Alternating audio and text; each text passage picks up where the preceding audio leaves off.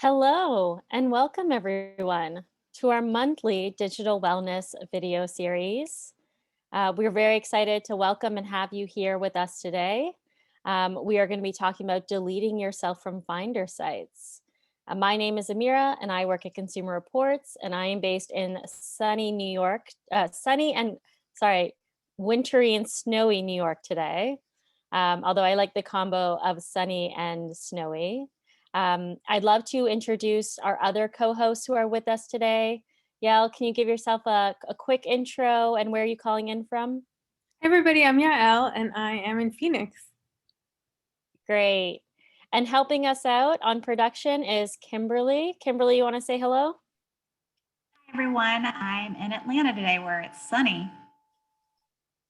And helping in the Q&A is Chet. Chet, you want to say a quick hi? Yeah, hello folks. I'm Chet and I'm from Austin, Texas. 74 degrees here today.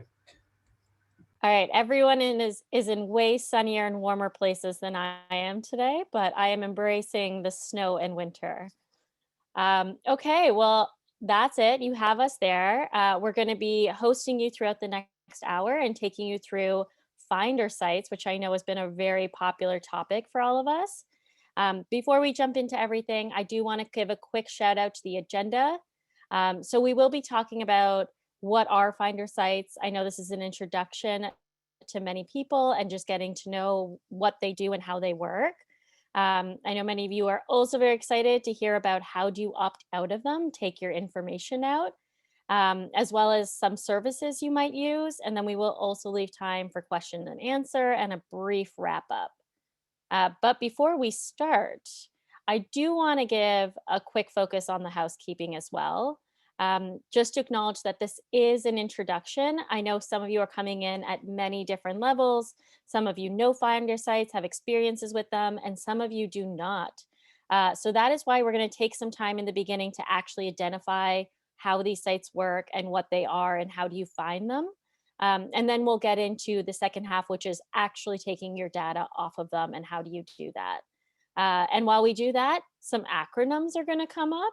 And so I'd love for you to just call out when you don't understand things or things are a little bit funny and you're unclear, because this is the land of unusual words and things that are said that are not always clear, and we do want to make sure that you are following with us.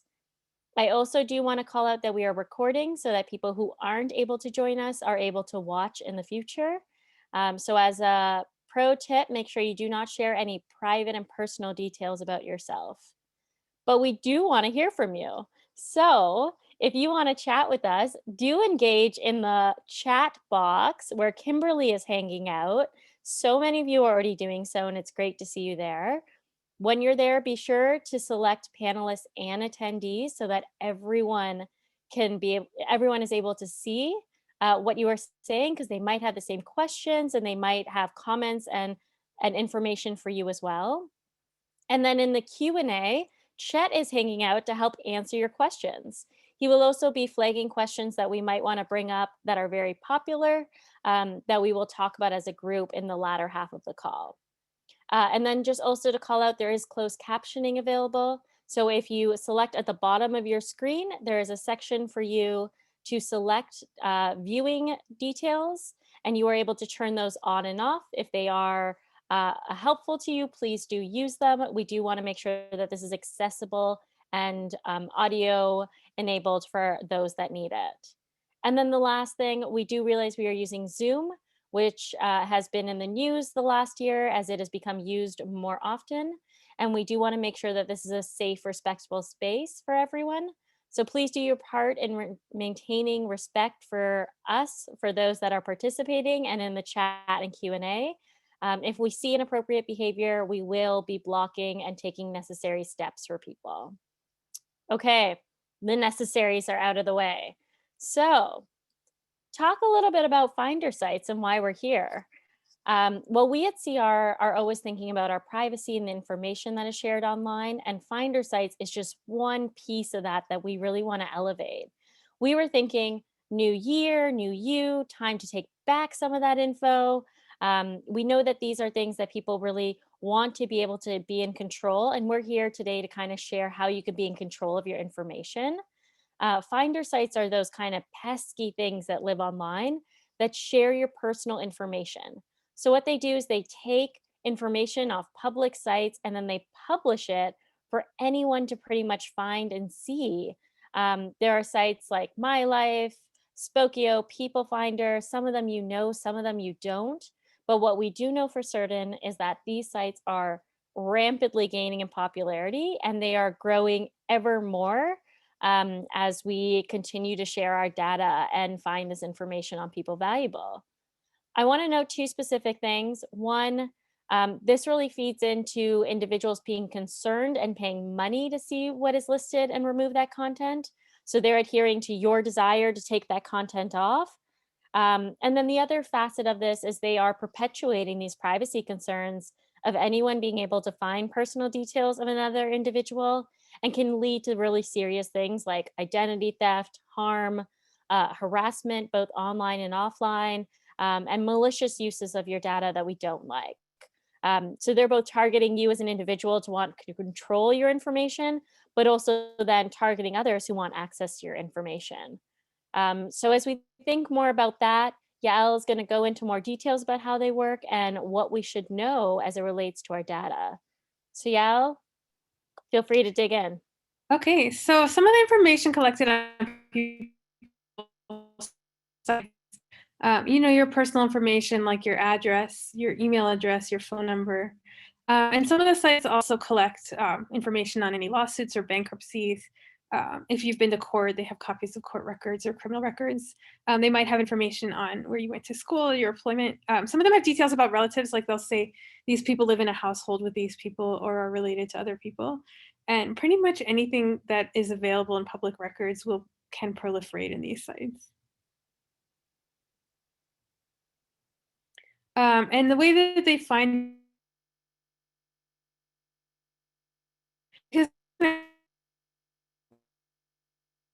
consent to it because they're going through public records, they're going through social media, they go through like commercial sources, even newspaper clippings sometimes, and they'll post it on the site for people to access. Some of them are paid, some of them are free, and then they're really good at kind of using search engine optimization to kind of get that on the top when they link to you. And there's not a lot of laws to protect our data from these sites. In some states, like in California, you can there's ways that you can kind of try to get the information out, but a lot of it'll reproliferate if it's public record.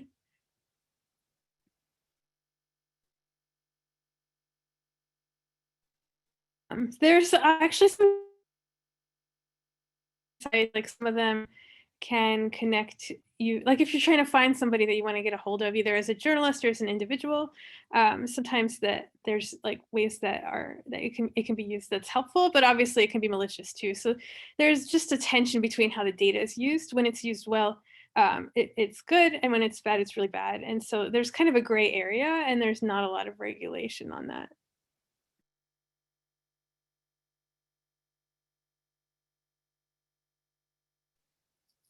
Okay, we're going to jump into our polls. These are sort of more icebreaker polls just to get you all energized and thinking more about what do we need to think about when it relates to Finder sites. So we've got the first poll up there, and it's just how often do you search your name online? I'm just curious. I want to know who's out there doing some of this digging. What are your practices as it comes to digital privacy? How are you engaging with it? How are you checking yourself? As a general rule, this can be deemed really important to some people. Some people are just like, oh, I've never done this thing. And so let's see what you got. We've got about 10 more seconds.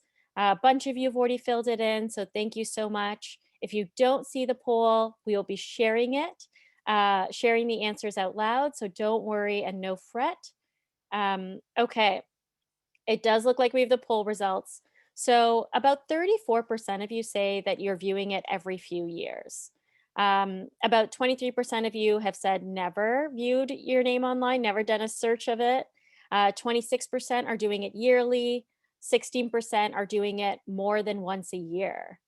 Yael, how often do you search your name online? I look for mine every 3 months or so. Okay, that's actually the same with me. I do it about every 3 months. I feel like it's a really good practice to get into the act of seeing what information about you exists, how it's being shared, and which ones are sort of at the top of your search versus others. So there is no perfect answer to this, but with Yal and I, who are generally more privacy conscious, we do search it 3 months. I would recommend doing it at least on an annual basis, just so you can find out what information is about you online, and you can learn and take the steps on how to protect yourself. Okay, so the next follow up question is mainly for those who have searched themselves at some point, whether it's every few years or in the past year. We really do want to ask you, let me just make sure we can get to the right slide. Okay, perfect. There we go. You'll see the poll come up right now. Have you found yourself in a search site? So this is something that we'll talk a little bit more about what it looks like in the next slide, but you will probably know if you found yourself, because it is scary and frightening and also daunting to be like, what is this thing that appeared about me that I have no idea? There's an over resounding number of yeses coming through, and I just want to say that I feel you. I feel you for sure. Okay, thank you so much for doing that second poll. If you want to share your experiences, feel free to do in the chat. I will also be sharing some of mine with you all today. So 72% of you said you have found yourself in a search site. And I'm guessing that that's the large reason why you showed up today, to be like, what do I do about this? A blessed 8% of you said you have not found yourself in a search site, but that doesn't mean that it won't happen to you. And about 20% of you are not sure. So maybe you just haven't seen it, or you haven't searched yourself in a while, which is totally okay. So I did say I want to talk you through a little bit about what happened to me. So if you're looking at these slides right now, I search myself every 3 months. And in my last search of myself, I came up in a Finder search site. It is not often that this happens to me, but it is something that I do not take lightly. So as you can see at the top there, the Finder search is My Life, which is a very popular dominant organization. And what it was, it showed up actually on the front page of my search. Finder sites are magnificent at SEO, which is search engine optimization, which means they really use their tagging and their search credentials very well to make sure that once your name is on there, it's pushed to the top or the first part of your page. And then when it does that, it has this like super catchy tagline where it says, New York has court arrest records at ... Obviously, something like that is going to be very catchy for someone like myself to be like, I don't have court arrest records. Why is it saying I do? I don't want anyone to think I do. And I'm going to immediately click on it. And when I do, I kind of get taken to this reputation profile, which, to be fair, is not a great reputation profile, and also makes me want to just click more and be like, why is this my reputation? It's saying I'm associated to people who I have no idea who they are. And it's giving all this information that is both inaccurate and kind of frightening. I love the people that are giving shout outs to my DuckDuckGo searching. As you notice, I don't say which search engine you should use. I know everyone's using different ones. I do use DuckDuckGo, and I do appreciate the shout outs there for people who are using different forms of search engines and tools and browsers that are putting privacy first. So this is just an example. I'm going to come back to this later, but I want you to know that this happens to everyone. It shows up like this. It catches you off guard, and it sometimes makes you pretty scared as to what is this information that is out there about me and what do I do about it? So we'll come back to that in a little bit, but we're going to talk first about why you would want to delete this data and the information behind it. So Yael is going to dig in there. Okay, hopefully my audio is working. So yeah, I think there's a lot of reasons to delete your data. One of them is maybe you just don't want everybody to know, to look up and know like where you live and your age and who you're, related to or associated with. But there's also like, like to prevent harassment. Like maybe you don't want people to know your home address or your email address or your phone number, because they can use that to harass you. It also puts you at risk of identity theft, a little bit increased risk of identity theft and credit card fraud. And then sometimes the information is just inaccurate or misleading. So I guess, like Amir mentioned, like sometimes you're like, I don't want people to think I'm associated with people I haven't heard of. But it can also be kind of invasive when it's accurate. So both those things are bad. So there's a lot of reasons why people just don't want information out there in the first place, and they're all, I think, totally valid. So I started putting together a guide that I called the Big Ass Data Broker Opt-out List, to help people kind of opt out of these sites on their own. It's kind of there's a lot of people that help me on it. Like people will tell me when things have changed, but it basically gives a list of different search sites and where you can opt out. And then I try to organize it by high priority and what information they'll ask. So like if somebody wants, like if you have to make a bunch of phone calls, you can do those all at once. And it'll tell you like do they want you to mail something in or send a fax machine? Does it cost money? Which I think is crazy. What information will they ask you? And it's kind of a starting point. There's some sites that still don't allow opt-outs, and I didn't include those. But yeah, I'm constantly updating this based on information from other people. Um, and then I go through it. I do like one big update twice a year, and then like people send me different kind of pull requests on GitHub or just email me, and I make changes to it to keep it up to date because these organizations are constantly like changing how to opt out or like being sold and bought. So it gets a little bit confusing. So I stopped sharing my screen because I thought it'd be really helpful for us to actually view the document that Yael is talking about and has created, which I will say is a masterpiece for someone who is looking to get information and step-by-step guides and just kind of understanding what Finder sites are out there. So as you can see on my screen right now, I pulled it up. It's a handy Google Doc, so hopefully that feels familiar to so many of you. And you can scroll through it. And as Yael pointed out, it gives a lot of different options for sorting, which are right here at the top. And then as you scroll down, you can get support for each different one. Yeah, is there anything else we want to call out on this one? Um, I guess there's some that are like high priority. I think you mentioned, I put the little skull and crossbones next to it. So if you only have so much time, you should start with those because this is like a really, really annoying and time consuming process.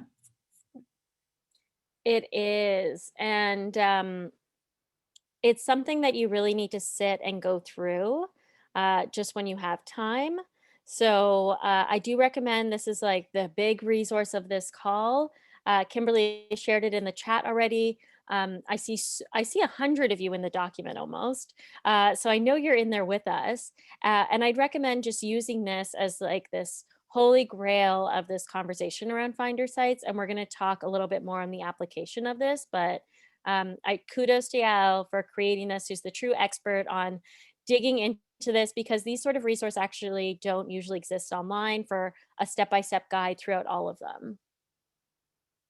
Okay, that's great. And I'm gonna actually go back to our screen share, which I believe we are now in. Perfect. Okay, so yeah, tell us some of the challenges we're gonna face around here. Okay, so there's a lot of challenges. There's not one way to opt out. Every site has a different process, and some of them are kind of ridiculous. Like you have to opt out of 2 places, or some of them make you create an account before you opt out, and it's annoying. Some of them will ask you for personal information, and I always say don't send them information they don't already have. So if you're not listed, make sure you know you're listed on there before you send them information to take out. And that's kind of included in the doc, how to do that. Some of them will ask for a driver's license, and I think it's kind of a personal decision, like how badly you want it taken down. But you can always black out any information that they don't need, so you're not creating like more of a paper trail on them. And I guess like the thing to know is that this isn't like a one-time thing. It's annoying. Um, and it can take a long time to do and a lot of work. And sometimes these sites like reproliferate. They'll be like, oh, we just pulled it again. And so you have to like keep doing it, which is why you can't just do it once. You have to do it depending on how badly you need the information taken down and how high of a risk you are. You might need to do it every 3 months, every 6 months. And I will say that we will also send this out in our resource after the call. And so people have asked to download it, and we'll send out a document. The reason I would recommend continuously going back to the Google Doc that Yael had pointed out is because it will be constantly updated based on these challenges that she's mentioned, like things change all the time.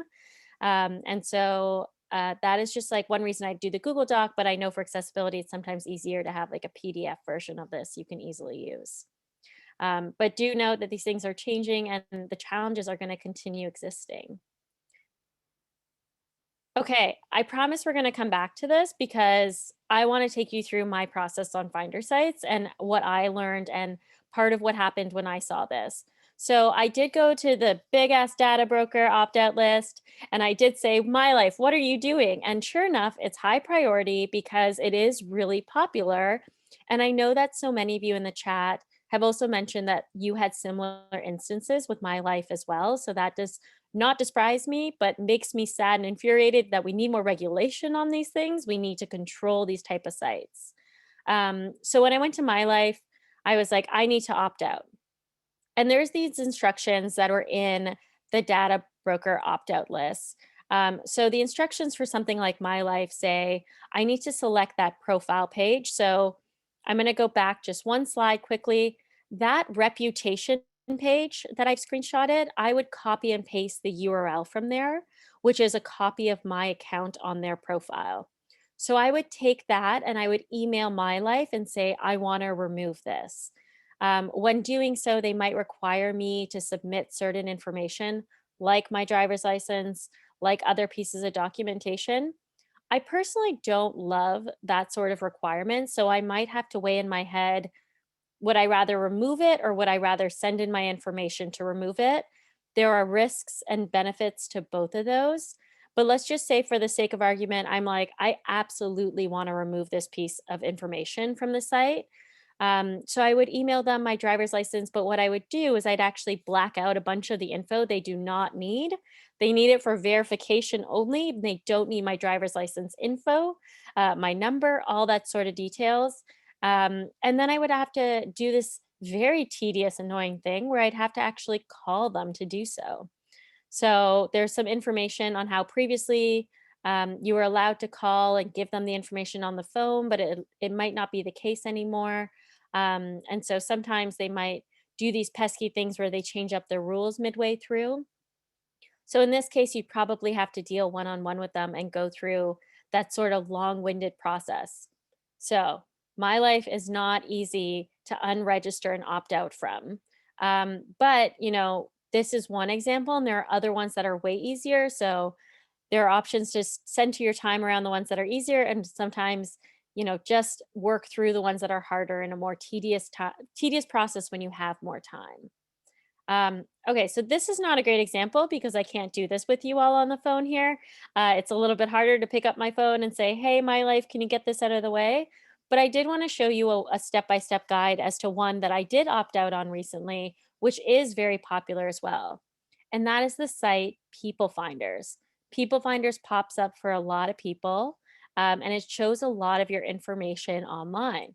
And it has a pretty easy opt-out process that shows you the gist of how to do this that we're going to go through today.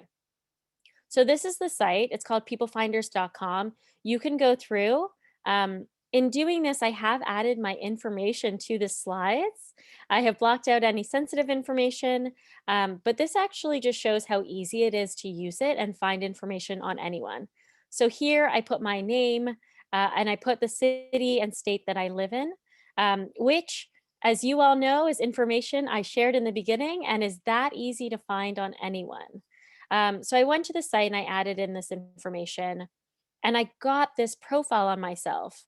It gave my age, it allowed me to view details, sensitive information that I was like, please do not share this. I don't want this online. This is all part of the opt-out process, so bear with me because you do need this page when you get to it. And so then the next thing is capturing that URL from this page. So I've said I wanted to view my details, and then it gave me a URL for my profile page. Obviously, it is one of those sites where it's going to say, do a 3-day trial or sign up or pay money to actually be able to opt out of these sort of sites. I don't want to do any of that. I don't want to see what they have on me. I just want to take my info off. So I am not going to pay. I'm not going to do a trial. I'm not going to do anything. I'm going to go to that top bar where the red arrow is pointing. And I want to capture that URL because I'm going to take it to the opt-out page.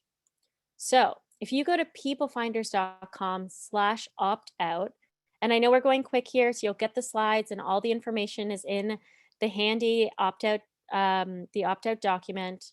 But if you go to the opt-out slide or the opt-out page, you'll be asked to enter the URL for your profile online. This is the URL I just showed you how I got to it.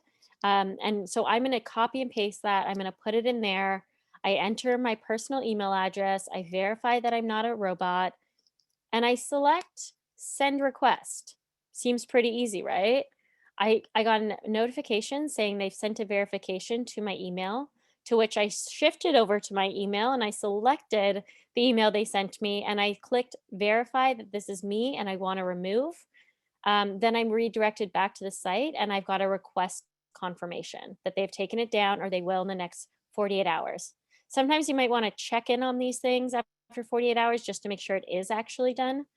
And that is something I would recommend. And I'd recommend doing this every so often because they will continue to pop up. So People Finder is a great example of how, that took me 5 minutes. My life might take me hours. And so you're going to get a gist of both of them. And some are going to be easy and hard, but it's a matter of just sticking through and creating a regiment around this. But it is a process and it is something you're going to need to stick with. But as we can see, some were easier for me to do on my own, some were not. And in some cases, you're like, this is like a game of whack-a-mole, and you're just not going to want to do it, which I totally get because a lot of people do not want to do this constantly and kind of want to get it out of their system. So there are a lot of services that have popped up as a result that make this easier. And Yael's going to just talk us through some of the ones that she's been finding are helpful and some of the ones that are challenging to use. Okay, so like Amir said, sometimes you just want to pay somebody to do this for you if you can afford it and you have the money. Unfortunately, like not everybody does, and so that's kind of depressing because like not everybody has the privilege to control what information is shared about them online. But if you do have the money, there are sites that you can use to pay to do this for you. Delete Me is one of them. There's Reputation.com, Privacy Duck, Reputation Defender, and Canary with a K. They don't all remove all of your data, unfortunately, because some places won't allow third parties to remove it, and they might only erase your content from certain sites. So if you're depending on like how concerned you are about it, you might need to do additional information beyond paying somebody. But Delete Me is one of the sites. They remove information from 41 sites every 3 months, and it's $129 a year for one person or $229 for two people. The cost, yeah, and I don't know, it's you kind of have to decide like, is this worth it, the time that I'm saving, depending on your circumstances. But Canary's one that I just started using. And it's pretty cool because there's different options. It's like a monthly fee. I think it ranges from like $4 a month to $10 a month or something, but it'll give you more information on what is available and do you want to opt out. And for the lower paying version, you can do it yourself. For the higher paying one, you just say like, do this for me, and they'll opt you out. And it's pretty easy to use. So there are options if you just don't have, because it can be really, really time consuming to do all this yourself. So just know that there are paid options out there. And yeah, like what you use Canary, is there a reason why you've liked using Canary over other ones in the past? Yeah, well, I had a bad experience with Delete Me at one point where I had a bunch of stuff that they said was removed, but when I went to the sites, it wasn't actually gone, and they kind of had to redo it. And then I've used Privacy Duck, but I haven't been getting updates, and one of these other sites was claiming affiliation that it didn't have, and they just seemed a little sketchy. So, but Canary, I don't know. I just I feel like it's really easy to use and gives you a lot of information, and they'll tell you like they'll let you decide like, no, you don't have to opt out my email address from this site. This is actually my website or whatever. And so there's more information available, which I think is really cool. Um, And I think like for people who can't, maybe you can't pay $129 all at once, like you can just sign up for Canary for a month or two and then unsubscribe, just to kind of see what's out there. And I think that's really cool. Yeah, I've definitely done the whack-a-mole approach where I do it on my own in the past. Although I think we sometimes need to consider, paid options versus others that can be totally time saving and what that means for you. I generally do feel that the paid options are great that they've come as a result of an issue, but that the inaccessibility to the average person who is already paying for so many things to keep them safe online, like a password manager, a VPN, all these sort of things that cost money, it just makes something like this unobtainable and an extra barrier for them. And so I resisted it because of that. But I think that it depends on how much you want to protect yourself and your information. And so just by doing general searches of myself and going through some of the Finder sites, I realized how much more data has come up about me in the last year, even. And I see myself moving more towards a desire to have something like Canary in my life, just to be an assist to the work I'm already doing. Okay, we have tons of questions, which makes me so happy because that means you're all thinking about this in so many ways. And so I do want to jump into the questions that Chet has been moderating so far, and we've been trying to address throughout some of this. I do see a lot of questions, though, just to start off on, can we get these resources? How do we get access to the doc? And I know that that is something that's really exciting for all of you. So I want to call out again that we will be sharing all of this in our wrap up that'll come within 24 hours after this call. So be on the lookout for that. In it, we will include an access to the Big Ass Data Broker opt out list. We will be including slides on their own in a PDF format so you can navigate all the links, URL, and information that we've shared. And we will be doing a recording. We will be sending a link to the recording of this video if you want to watch this all together again, and share it with others, of course. And we will be sharing some resources that are really, really helpful when understanding some of these things and more information that CR has put out there. I do want to also point you to this great article I've just posted in the chat that Yael has created a little bit ago that talks more about the details of this and really encompasses a lot of the conversation today. So if that is helpful, do please look at that. But that takes out like 15 questions right there. So I'm going to jump into the other ones that people have asked. I'm going to start, Yael, Chet, if there's other ones that are coming up that you want to elevate for everyone to hear, please do jump in. I'm going to start with the first one that someone has mentioned. Is it helpful for me to create a separate email address for these type of accounts? Because you're noting, as you should, that when I email My Life or I email People Finder, I'm using my personal email address. Not that I disclosed what email address I was using, but in many instances, what are the risks with sending your real email address? So yeah, I've mentioned before that there's toss-ups and decisions you have to make with which data you give people. And so if you're giving your email address to get your information taken off publicly, I think that can outweigh it. Although for more security, it is always helpful to have what some people call like a spam email address. So the email address you use when you want to sign up for things or you want to get access, but doesn't give away your personal details or information. And so if you have one of those, or if you've considered creating one of those, you can most definitely use it in this instance to opt out without giving more access and info to information you do not want online. So I'd recommend it as a general practice, but you don't have to do it. And it's totally up to you whether you decide on doing that, because I know it takes time to manage then a second account. Okay, that one came up to me, but is there anyone's, Chet and Yael, that are coming up for you right now? There was Yeah. one. Oh. Go ahead, Yael.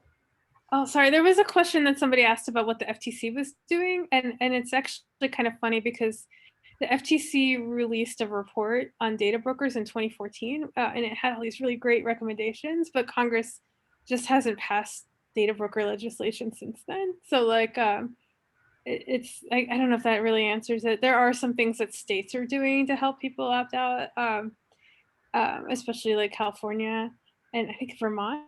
But yeah, they had all these recommendations and they just haven't happened yet. And even in the states that do have legislation, there's a lot of kind of workarounds where they're like, oh, but it's still okay to share public records information and stuff like that. So that's kind of where we're at on that end. Yeah, the other question that I see is related to what Consumer Reports is doing, or if there's a way to start a petition to ask lawmakers to require an easy or straightforward way to opt out for people, right? I don't know if one of you want to answer that. Well, I really appreciate people asking that because you're at the point where you should be and where I think is best for us to know. Like we now know about finder sites and they make us angry. They're taking our personal information. They're not regulated. There's no ways to get off of them in secure ways. And even with states like California or Vermont that have some sort of rules, they're not doing full protection of this. So we're angry. We want change on these things. And I think what we have to do is talk about as a community, how do we get there? Whether we can do further lobbying for protection of our privacy, for regulation. Truthfully, just without regulation of these sites, they've been able to live in a gray zone. And they're doing so because not everyone is familiar with finder sites. They are pesky and they're often unheard of and not known very well. And so we're not having more conversations around them. So the first step is awareness, is really sharing this information with you all, and you being able to talk to others about finder sites and being equipped with resources and information to start taking your data off of them. And then the second is definitely that lobbying of legislation around finder sites to control it. So as we think towards policy and work that Consumer Reports and others can do, this is an area we feel very strongly about, and we want to work with community to have more of an impact there, to talk more about how do we control and regulate these sort of organizations. There is also some work that Consumer Reports has done around CCPA, like they piloted an authorized agent to help people kind of exercise those data rights. And then they've also, Maureen Mahoney and Justin Brookman have also done some work on just looking at like, what are the obstacles to exercising privacy rights in California? And there's some blog posts on that I can link to in the chat. Just some of the advocacy work and research into that. So it is kind of an ongoing area of concern. The other question, Yale, that came up is if you do ask to get removed from these sites, how do you know that for how long is it removed and what stops them from repopulating information? Yeah, so like I think there's like two questions. One of them is if you give a site information, then are they going to use that? Are they going to add that to it? And I definitely don't recommend giving information they don't already have. Like you can give them information to verify that you are who you say you are so they can remove it.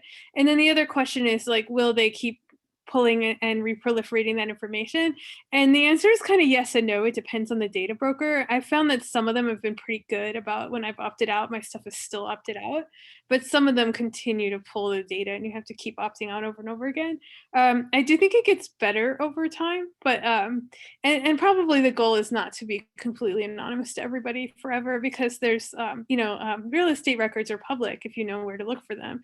In many states, voter records are public. So it's just kind of about lowering your digital footprint and making it harder to find that information. Yeah, it is kind of an ongoing and annoying process.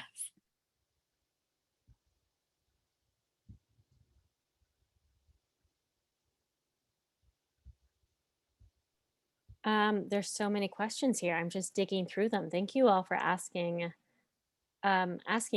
these questions. All right. Does it matter what search engine you use? I will say all search engines operate differently as it relates to their own practices and algorithms and general marketing and advertising. And so while I was able to find the My Life listing on DuckDuckGo, when I searched another search engine, I was unable to find it.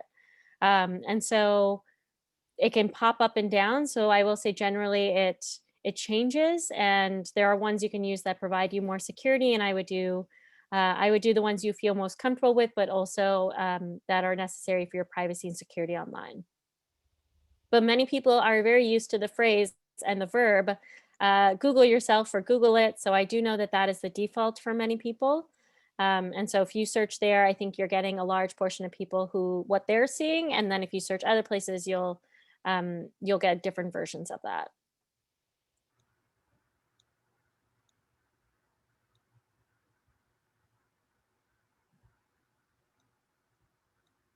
All right. Anything else, Yao and Chet, that are coming up? One question was, what do you do about sites that don't seem to have an opt-out option?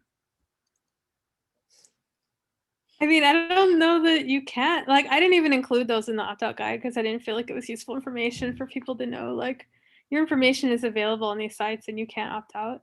There are some places that, like, if you are a victim of domestic violence or some other circumstances, then like more sites will remove you. Like if you have a search warrant, and so that's kind of an option to look at if you're in that situation. But yeah, there's just really not a lot. One thing you can do though is you can like if you are doxxed, like if somebody shares your personal information, you can try to get that removed from the search engines. And I have a couple of links to that for Bing and for Google that you can like at least like maybe it won't be indexed or it'll be more difficult to find. And then if somebody posts something on social media to try to get it removed that way.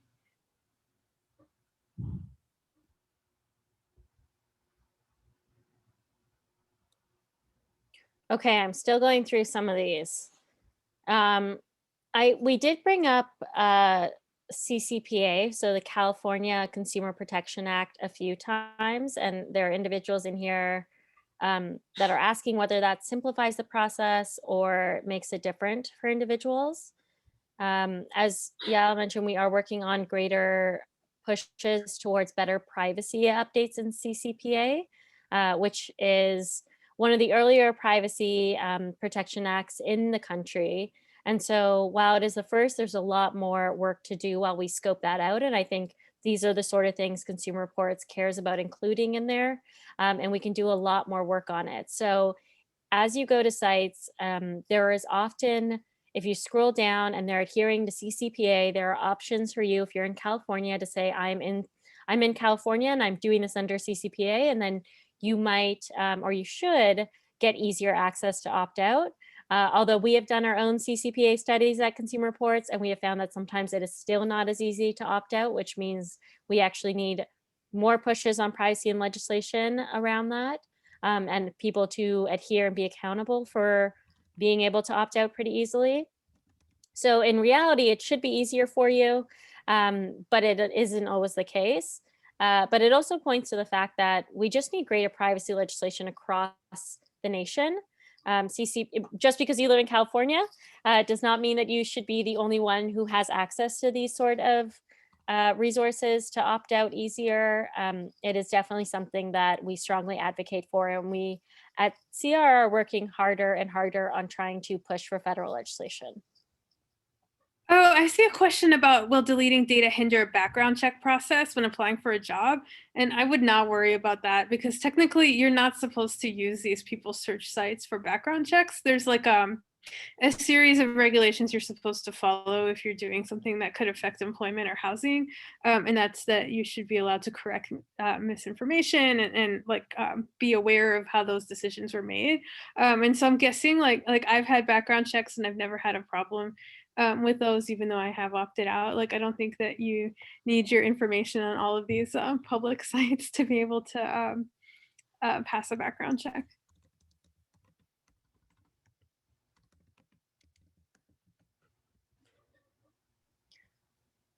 All right, I'm still going through. We've got tons of questions. Trying to answer the ones that are most popular and people are asking the same thing so that we can really focus on as many of the issues that you have as possible.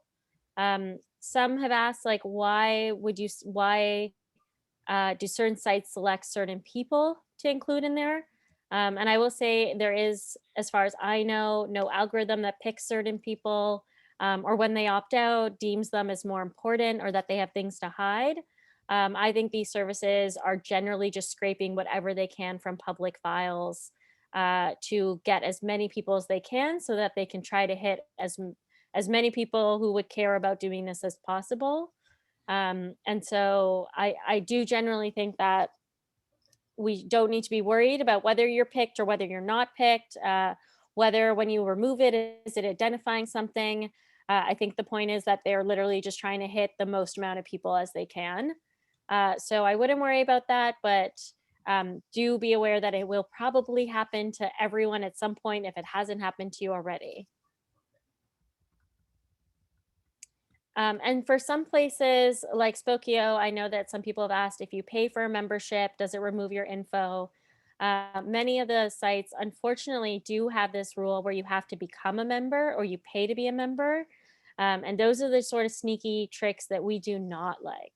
Those are the sort of things that con you into being a member to remove that data or paying money. And that feels totally backwards to consumer protections and your ability to own where you sign up and where you have your name placed. And so some do require you to sign up. I think very few require you to pay before you do it, but in some cases you might be hit with that. And I would check the opt-out list just to make sure that there's no other processes for that. In some cases you might just have to call and speak to them to say, hey, I don't want to sign up. What else can I do to get my name off these lists? Again, timely and tedious. Okay, so do we have a couple more questions coming in? Chet, Yael, anything else coming up? The one other one, which I think you touched on a little bit, was is it worth paying somebody to go through the process of removing information, and what would you recommend, kind of thing? I mean, I think it's a personal decision. It depends on like how much time do you have, like what is your tolerance for the kind of tedious, annoying part of removal, and like how much like do you have the money for it? Like I think it's a personal decision. Like I've done both. Like I've paid for it and I've also opted out on my own. So, but just be aware that like it's not like not all these sites that opt out for you are comprehensive. Right. And then there was a question about adding disinformation to confuse these people finder sites. I don't know what your thoughts are on that.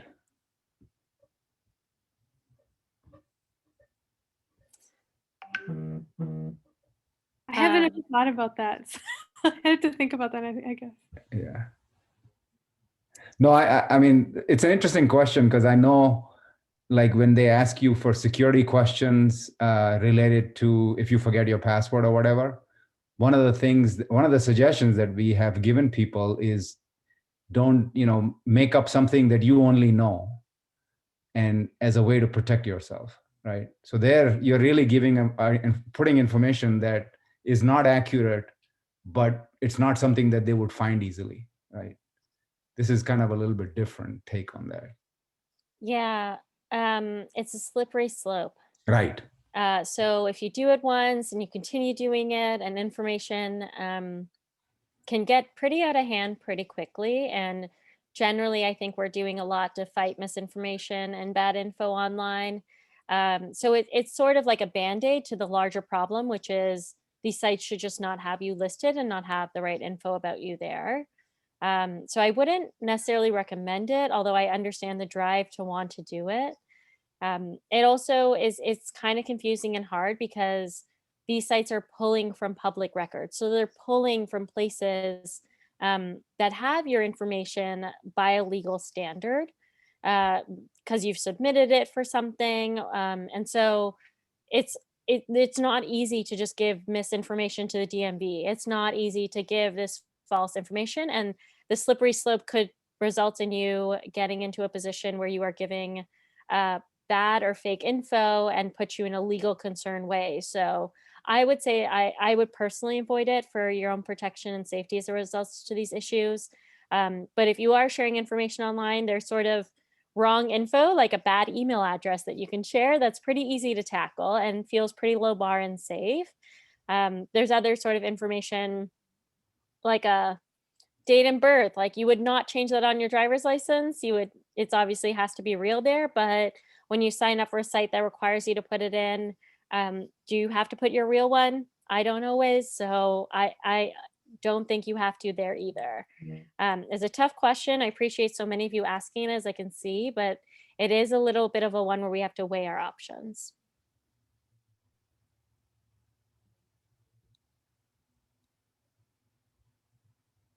Oh, and I see people asking about ancestry sites and Facebook, and I just want to tell you that that would take way more time than we have to talk about.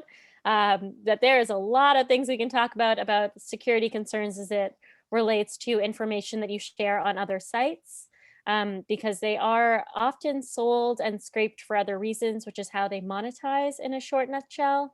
But that is way beyond our Finder sites today, and generally a lot of the same privacy practices are applicable there, but also you just want to remain safe when there as well. Okay, so we're coming up on our time. I am literally trying to pull myself out of these questions. There is so much to go on here, and I really appreciate all of you taking the time to ask them. I know so many of you have answered questions for each other in there, and there's a lot that we still need to figure out as a community and group, and that's okay. That just means we're trying to get at the right questions. That means we're picking at the stuff that matters to us, that is confusing online, and solving it together. And I just appreciate us all coming at this with sort of open and honesty on what we don't know, but what we think we can try to tackle and how we can move forward with better policies, which I think in the end is so necessary to the root of the problem is regulation around these sort of sites and the ability to opt out at a place that puts us consumers having more control. So I'm going to wrap up a little bit here. As mentioned, we will be sending all of this to you. So don't fret if you were not able to follow everything, if you want to go through it. We are here to support you throughout all of this. I recommend searching yourself often so that you can practice healthy wellness as it relates to your digital privacy. I recommend discussing and bringing awareness to Finder sites so we can all move towards the action part together. When you're speaking to your leaders and elected officials, talk about how this is an issue and a concern for you. Only a certain amount of states have laws or have talked about this, and we need to get that conversation on the docket.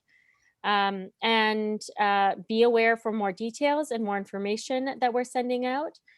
When we send out the follow-up email, it would include all the resources and links that we have added. We are always open to more topics that you want to see and hear from. So if there are things that are coming up for you as it relates to this or other sort of concerns, please do let us know. You can reach us at community@cr.consumer.org. And I do want to say thank you so much for joining us. As always, we learned so much from you all in this call about what you care about and the questions you have. And we put all of those learnings towards more action and mobilizing here at Consumer Reports. So thank you to Yao for being a wonderful co-host and an expert in this field, trying to tackle it head on. Thanks for Chet for joining us for the Q&A. And Kimberly for joining in the chat and the production and the polls. Appreciate you all, and we will see you next time. So thanks, everyone.